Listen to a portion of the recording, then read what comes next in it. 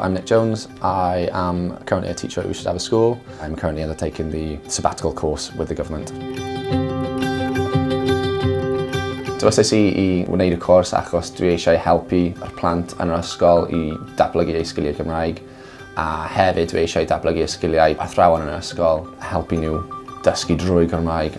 He's been very keen to develop the Welsh ethos throughout the school, kind of discuss my vision for Welsh and his vision for Welsh, and they kind of linked together really, so we decided that he'd be the right person to go on to sabbatical, and he's really enjoying it. With the new curriculum coming in, we want to make sure that we are delivering lessons with a bilingual focus. Without me being on the course, I don't think I'd have the skills to help the school develop their Welsh ethos, so I think it's vital that I've participated in it this year. Losing Nick for a year at the Welsh sabbatical hasn't really caused us too many difficulties.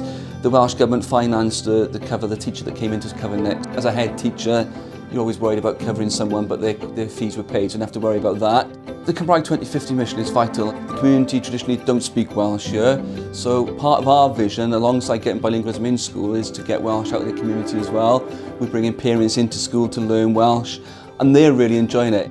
Pan dwi'n dysgu, dwi'n hoffi siarad drwy'r Gymraeg. Dyma Gethin. Dyma Gethin. Mae e'n hoffi darllen. Mae e'n hoffi darllen. Ond dydy e ddim yn hoffi redeg. Dydy e ddim yn hoffi redeg. Nawr nôl yn ysgol, dwi wedi bod yn helpu athrawon a dyn ni'n wedi bod yn cynllunio gwersi Cymraeg gyda'n gilydd, a yn fy marn i, mae wedi datblygu yn da iawn.